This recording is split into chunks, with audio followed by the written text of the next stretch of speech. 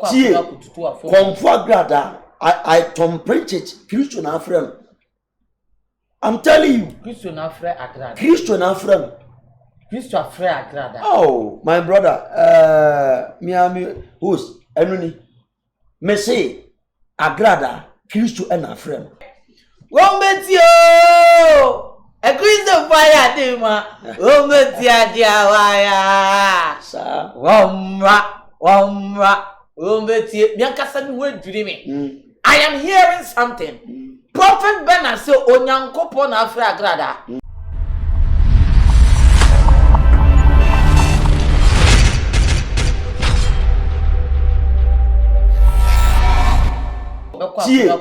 Komfo Agradaa, I preach it. Christian Afrem. I'm telling you. Christian Agradaa. Christian Afrem. Christian Agradaa. Oh, my brother, Miami host, Enuni. Me say Agradaa, Christian Afrem. Mamen chiro. Obia wan the past. Unse ya wanwa. Before. Yeah. Agradaa. Me say me ebe ya wanwa. Evangelist Mama part. Evangelist Mama. Me si nyame na afrem. Ebusiafo. Prophet Bernard kan sembi. Ghana fo mumra mehwe. Wombetio! A Christian fire Dima. Wombetia Diawaya. Sir. Womra.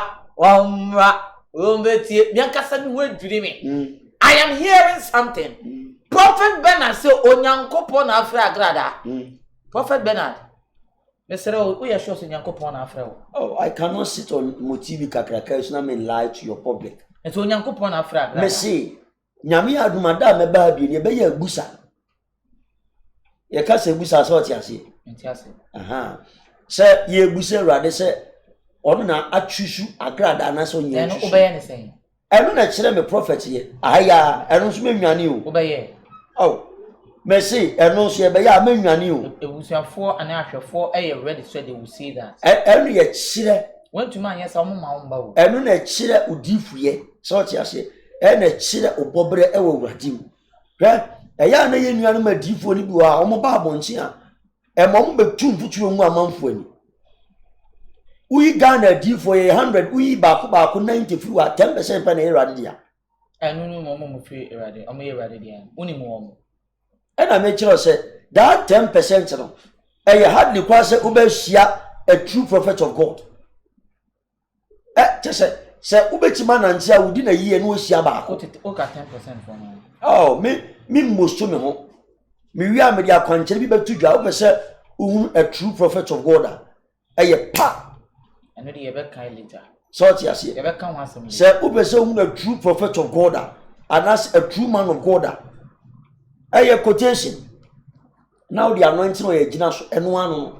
But this era, this generation Oma trend ya ko wayward dodo. So ti ase. Ena obi aba me ye prophet, obi aba me ye sia, obi aba me ye wey, obi aba me da bi. Se nyame mfrewa, obi de onyame score. Jade nti na won twem ofre ne mma meto sere so. Ni ye mfro se we de nyame na apa na nyame na atwusu da bi. Ena obi ama no so amaba, obi ama no so amiese, obi ama no so amiese da bi enye no nyam se mfa ma Awurade. Onye chi o se sia so ne mre na aba na. O kire se Onyankopon yi ni. Sia no kra nyame ya adom ebebusa na se. Oni mo kwan e fa so a Elijah pie. Unse mamen chira. Ezekiel chapter 14, verse number 1 eba. O se bibi chire mo adwen a, monko madifo akronkron nchen ebusa. So ti ase. Na unimo wa unimo abekọ abosonsonfo wa ebusa no. Awurade si obekum afiri atiasefo asase so. Obetima hwase nyinara. Enti se bibi sei ba na bia wo honhom twetwew. Wakono bi twetwew. Wo ego bi twetwew. Mame nkoka he. Ye was spirit bi wo your friend rebellious spirit. Or ye third in command of Lucifer kingdom. Onu na oppressor nyame ma. Kona koka ye. Enti se wo nya obi a wo the supper discernment in the realms of the spirit. Wo me pass mama. The friend atuate akuma prim ne honhom katere enti obetsa honhom so obeta so mo akwa ya de bia e de amane ne beba wo so ti ase ade nyame nkai na bebo siri beka se Israel nyankopon wo de agesi imagine obi a ose mene nyamene me din kese Yehowa Alpha ni Omega na obeka bibi owade din mu a ebia eya ade bia wa babeye dia kasamia na me babeye na obeka se wo nyame we din mu na enkom se na mamu no eya wo kwa no be obeka ho asembone na enya no krade na obe nipa na amachi mo de obo so bo na sase Mr. Sia ohun no se enya wo na nyankopon ya che onti na wo ka se enya no kre mesi enya no kre mesi enya no kre the asem na wo claim because uhwemu a o claim say Agradaa asole ho no we tua ana we sie enkola baako 15 and above nti ye paye man kwan obekire evidence he will prove it ono de wo kire say he will prove it and also meme die unse ye wadi for man mu ye wadi for mesi enya no kore anya bia na meti sui enya no kore unse obi pefe obi man ho no so aba ba gye ne ho mena hum katre for me gye ho mena ya hu the lives of them baby o ma wiye koto akwadi to di about fine fa aprokuma ndo ta di about fine fa every fa katachi mo fine fa ba ku o ka so fine fa enchi no hunu se dey na o ka so an hunu se eye obi onimnim hunu se eye the allegiance dey o ka so an bodin na dey o ka so be ka se wa bom paya ma me ba wa bom paya ma wa ba obeji ne ban the lives of them me say wa bo apreku my daughter yam fa no tu baby omo de obo obi to me mbo your work on the own cup of tea yam fa no tu baby. Oh really? It is a usure bi mu usure bi. Yes be sure bi mu eye transgender de bi a ekoso a ebe ma de era anansi edifo rade apa ye ba be clean ni ye ba be de ni monyam se ba man din ye be face a lot of challenges as at now we are facing it. Enchadentina wo san so jagum ye Paul awa mantem obi o twe sika ndi twe obi tikurampo nyame frem wo se wo ne wan obi twe sika ndi twa ni pati onu kwampo nyame frem ye na de onu mo nkodro ni abosonfo ene nyame ntwi ena remember nyame mfre nyansafo ni mfro animdifo o frem kwasiafo nyame frem kwasiafo no de ase nyansafo ni wu de na nka yeswe de oni chefa ni su ni mfaso wo badabai nti onyankopon sebi manu sisiminaso archbishop oyekwasea of friend me say erade friend kwasiafo na odi ase nyansafo nu is in the scriptures me say erade friend kwasiafo obia wo past obia wo memfa ne se ne pastor bia wabo atwam nti Agradaa na wenu no me say Agradaa nyame na afrem Tom Prince Agradaa wonu sure say miss call minua Tom Prince no can I lie to you?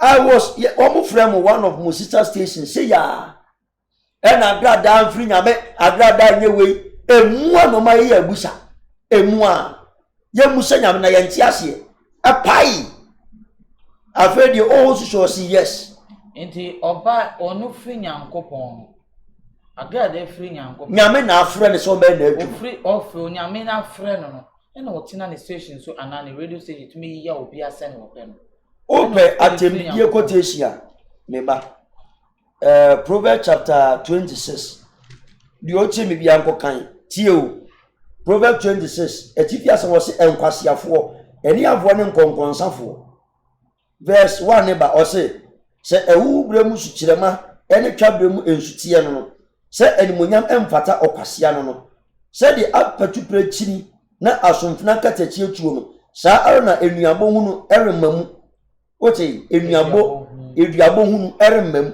verse 2 o se ponkwa ba fata oponko na enare ka fata efunumu na abanso efata okwase akiri okenkan kwa okenkan kwase ansem sa eni okwase ankasa nwanye ti se ono nti o mesere o obi ye ne nyonko awaya de so obi ye ne nyonko Bible se be mu okwase ne nsamfo so na nwanye ti se ono na obi a wagimi memfa so obi a wagimi obeba na me ni obi a wagimi ejimi a Obeka chamisa mesu ye de unka chamisa mesu ye jimi I didn't agree that the uncle for can once some on ye dinner still or super out by yam. Tie obia ni nisunu ne ban. Obia na me afreni na. Obia ni nisunu with time she will change. With time. Paul me bawo. Paul erade frɛ Paul. Se jai unkwasi ade na bedi machi na be ma adwuma. Ofura nani. Ama ye kwoti nani e baabi. Enti se erade frɛ Paul ni ye kwoti nani mo baabi. Na wo mo mugina tenti hu enkwasi ade a Paul be ye wo wiase. Awudi se mo be ye. Bible se no mo mo achichi hu mo se we de ye be hwɛ ni mienu. Wakwa akotutu ni wakwa akodane ne hu biribi. Enti we de ye be hwɛ ni tutu.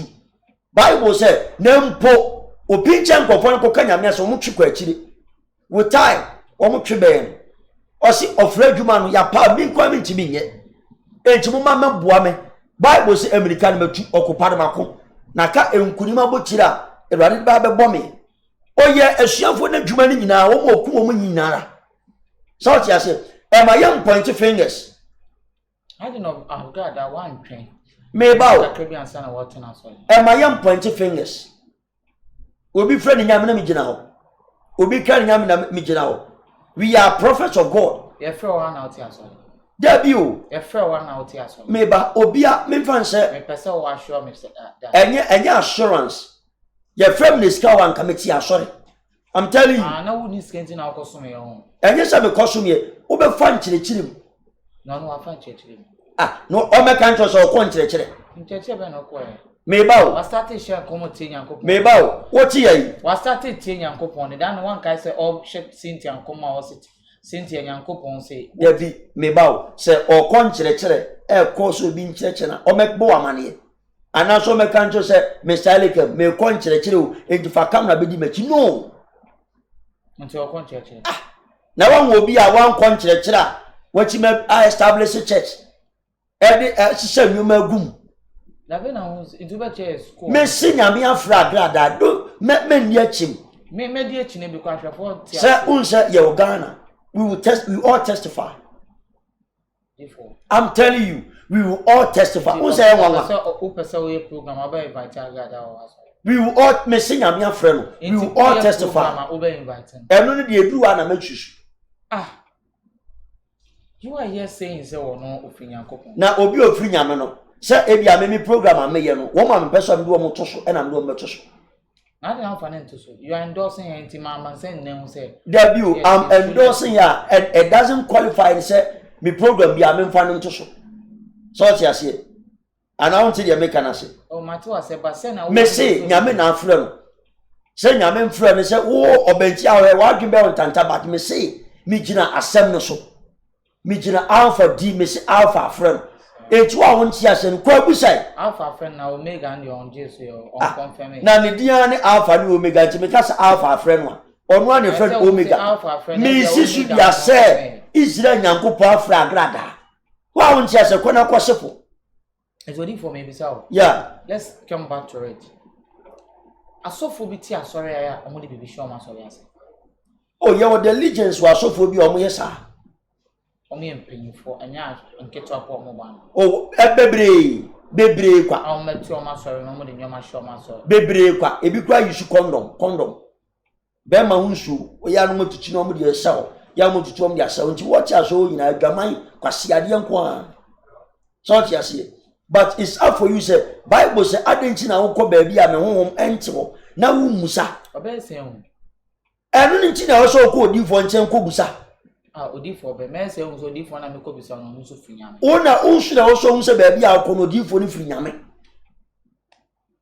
ade ne be chi wo busa me se ade ne be chire enyi nyame honhom na ti hu eju mo odifo ahunu se we nyame difo unu obi o mfinyame hu se we nya ebia ne se me ka se nyame afro konfo Agradaa a wudi chimi enti no akodifo nche ebusa dadi maba Prophet Bernard say metina Xposed GH ka say konfo Agradaa nyame na ato ne nsa but ma adwene ye me na ma adwene ye me ntanta miwura beso busa Awurade ma me na o kire se eyampa ebe pai mo ko ebe nwanwa iti Agradaa abonkofo apo Agradaa nkon chechire mu Agradaa sori prekopa na nkopon afene na wo saka kire se wodi wunya esika anka wo beti dida da pra nyame frɛ me no me call under someone me ya chire me refa and anka be na muska antampa. It take me 17 years and so na me timi be ministry. 17 good years. Enti ye denti sebo ye nkasa keke o ye denti sebo. So ti ase me ye frɛ me no ekwan nya me fa so frɛ doctor nya me ba ewa me ba be biebie so na watiefo ahu ofrɛ ye no oyini wadi che se time na so se me kwan na adwuma na me nam wa me kɔ ba bi na me kosi asofo a opreach ena o kire me se oboa nya me adwuma nti ye nso seed then time na me kuta 1.5 me nsem that was a check ti 1.5 na me 50 Ghana me di share seed mu di tuma no so me nsa se Kristo say nimre adwuma me se me na adwuma enti me nkoto Bible me Bible a me toye mama mi hunu ne me bra me brɛ ɛna me di abusa Bible ne me say wo se be support say electric wan sha be bo from say bram untouchable Bible achi bayi so ti ase enti se be gira mu TV so ne kasa ye nim ye ka so ti ase ye nim what you are capable of ye nim Kristo a wa say ye den ni da de dumu a odi ye dwi odi ye si ye nim. So what we are talking about spiritualities, when spirituality things come out, it come for the people who are spiritual minded. And you'll be away Jimmy a can moon some children, and you'll be a 7 at Jimmy, and you can moon some children.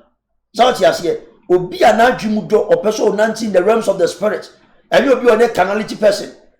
Yamia Frost, Yamin friend. There was one a Difubabia, the choir saw one of the CSC churches. Me pay a radise, Makwa Freeway. For the woman, no, she bay for one of the CSC churches. HBP and I'm a far oil, or Bam catches my radis wafro, Koyam evangelism was a sa, and if you are good at the share me, and a radia frame. I'm a so by me a deep for Yamis wafro, or some informal, be when I'm in Tawano, who be an enemy share oil, I'm a son, it be good na pumpem. Sana oil concern difuba. Within the church, ya koswa mechiro akoswa to what them shiam how much e na me so me free evangelism ba look ta megaphone e na me bubo me nsa me gina ohwe me se maame me catch na se man kan kire o si daddy o kan na me ngi ndi se me se de me suba ne me ne ye ne mabra boche ne Kristo be frɛ me ene o gina mu ko so o ye evangelism ho be dwiri enti don't judge the book by its cover and show be na man judge no. So mama dey not asori dey mo ada wa ya busum so me bawo eleke poti onya bone da me host onya bone da am the Bible ma obetuma bi nsa kantam e wo sa twere hu akantam se rade me mfom da na menye mu kaje bi da wo mi wiase am ba hwe ade bi a ekoso wiase ne se wo me mfa wonsa tia enchire obi so emra okwampo chen wo de obi kobo som so na koya abo so nim sa wo de wo chen ne wo de wow tia show them on ma deda uyu sperms edigu ball em no tia fim ya boss this can ro wase ukwa wo chen konfo Agrada encha de ntina ya tene nsa ya kode se onu kwa ye di bonyani ne su di bonyani bi mada ne su sansani ne su dini bi mada bi ohun se omuhu ne se what about the shop one so no ya roba no so e ohun se onu no ebi omuhu ne se obebo Ghana fo apo obebo wan apo Uni mu ko ya mu demonstration. Osofo anu so ti aso dem ton katie no so e. Di oton Yesu moja no so e. Di oton katie no. Ubusa me. Uni di oton katie. Ade chief ni ya hwe bi. De bi mi hwe bi. Me ba o. Me de mi TV. Me ene wa ho sempa. Obi so de share bodwa fo bi. Osofo ti aso dem ton meko e ton suruisa e ton de ndie e ton. E Yesu moja kwantire e be ba di ho a oje aba. Bible in find a church en koto Yesu moja. Na moja ro mo to Israel nke be sonso. So what you say? Enti me condemn obi. So what you say? Me ba me condemn obi na mfa ngeni popularity. Na enipa ni mu adom ye den. See and won condemn you also. Oh me ba. O say we hu bibi. See we hu bibi. Say he has seen something. One day bibi. Musa Agrada kum kofo. One day bibi. Ya say na asole ase. One say Romans chapter 2 verse 24. Na wo defend Agrada. O say we nti ye bo Awurade din boni wo man ni. onu si ya ne papa mu kadi a waye no ni o me pa che se ni fada no so nyame kwan on fom da onye boni da kum obi aye enye se kum kwan e boni wa na ka che da o Bible say adwamamo eni efiade ye nyina adwamamo erade kan eni efiade ye nyina enti de ogbo adwaman de okum nipa muni nyam je one scale. Hey, boys. Where do you miss it? Odi akona ko boy dwaman na fo nsatina Agradaa so. Odi e be ko na dey object mo be hu say yes. Mo pe dwaman mbo no. Odi akwa yo dey ko. Mo bo dwaman no. O che konfo Agradaa. Mo bo dwaman no. O me so che konfo Agradaa. Mo bo dwaman no. Abayo nye. Mo che se ai mo pese mo be ko Agradaa o.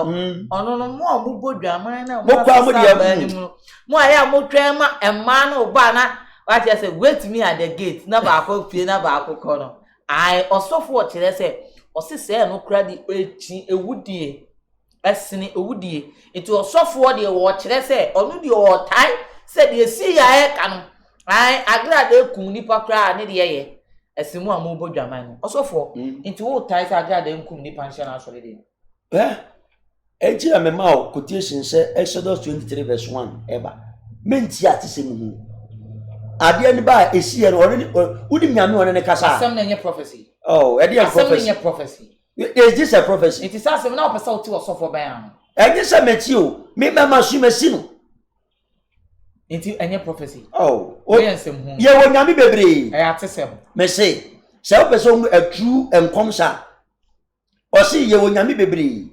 Among the gods, there is none like thee. Or catch it almost say, I am the master of all principalities. O person born, o son come now to Asia.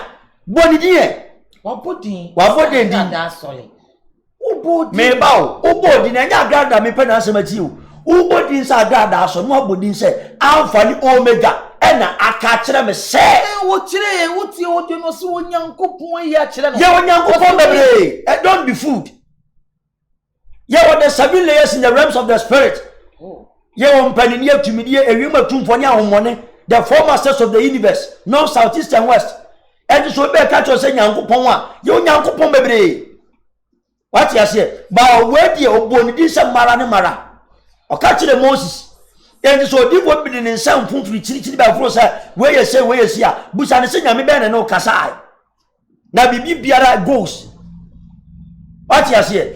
Mechi baba onyame se akwepa oya kwasia o se na edidi adifo na tem onyame be ne se hwe dia okika we say we don't have knowledge so I say and the fruit of the Holy Spirit one thing of it is knowledge o se rade mo adom ne musra o mo nyansa ka ho ani nimde you should not come and sit on social media and be fooling yourself around and parading yourself as a prophet. No, we better challenge this year.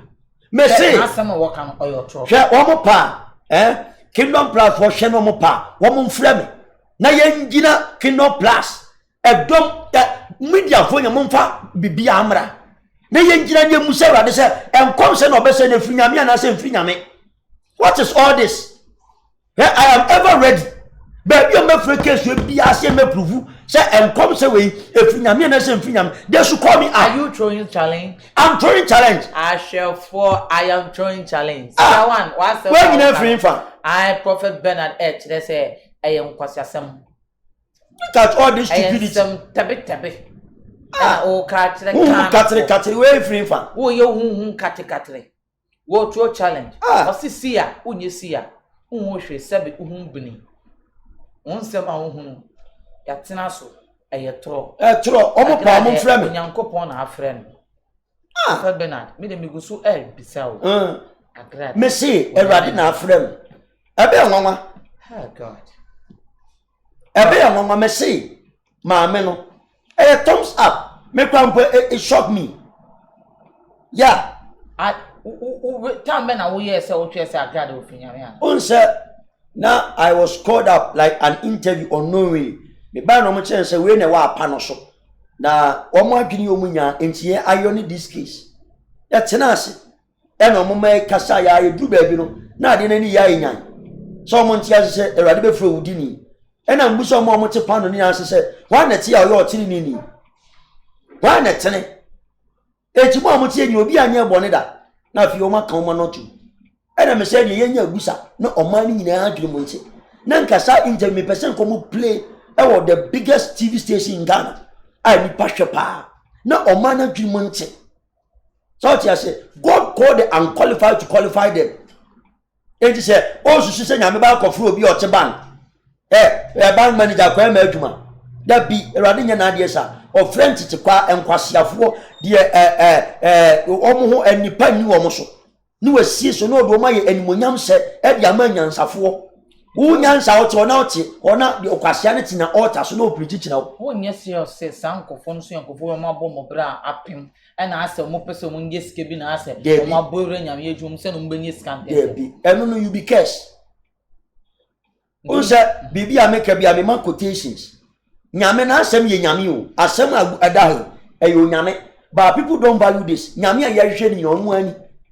Osi me buma asem kwa chemidi mi uzu anyankopon na mekasa. Me buma asem kwa chemidi. When you rubbish these scriptures, you rubbish the Alpha and the Omega.